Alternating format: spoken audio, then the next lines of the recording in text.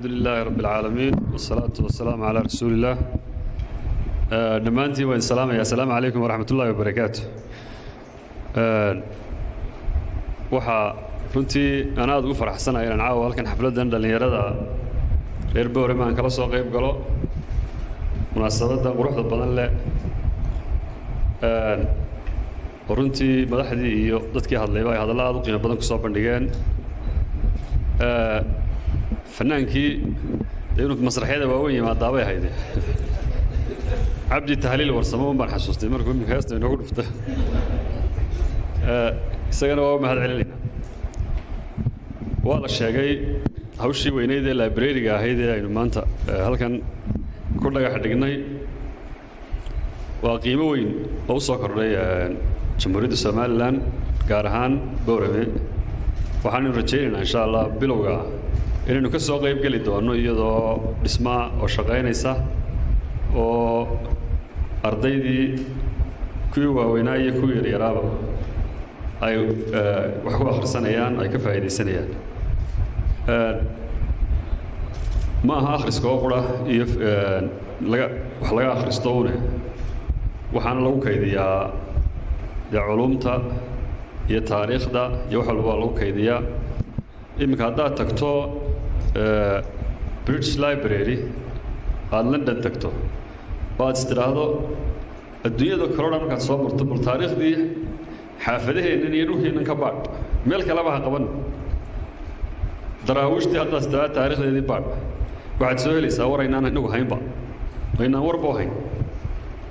waxaad soo helaysaa maalintii 1905 iyagoo sidee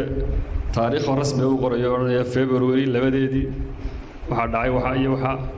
waxaad soo helaysaa waraaqihii ay isu dirayeen madaxdii dhisayay Ingiriisku oo dhacdooyinkii warbixin ka dhiibayo oo leeyahay halka ciidan baa soo galay 300 nin bay ahaayeen 19 qof bay ku dileen hebel iyo hebel intaas marka dunidaba taariikhdeedii halkaas ku jirtaa marka taariikhdana waa lagu kaydiyaa halka haddaan intaa ku dhaafo waxaa jamhuuriyadda Somaliland imika waxaa soo dhow sanad guuradii 26aad ee Somaliland intii ay madax banaaneeda la soo noqotay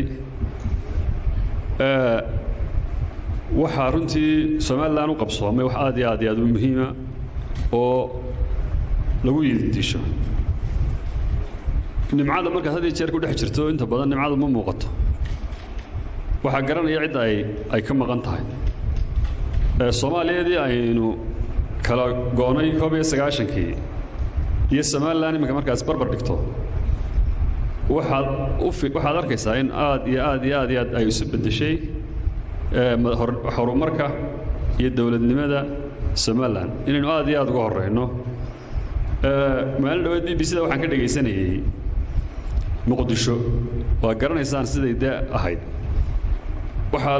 BBC-da laga wareysanayay waxaa la lahaa kaalintii shidaalka ee ugu horeysay ee bomba ku shaqeysa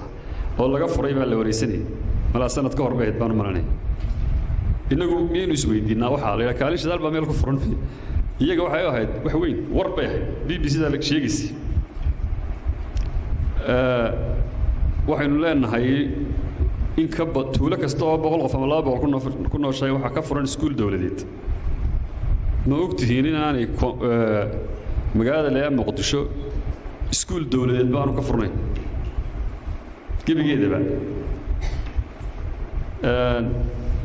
marka waxa inaga aad loo hadalaya saxaafadda iyo madax banaanida saxaafadda had iyo jeer way inaga hadallo shariiradiiba kama soo baxdo inaga mis jirirood baa dalkeena ka soo baxa kama soo baxdaba marka dhulka caynkaas ah ee saayn u kala horeyno waxa laga yaabaa in dawlad baa ka dhalatay waxyaabo laga sheekeeyo runtii marka dawladuna waa iska magacuun ciidamadeeduna waa jaanib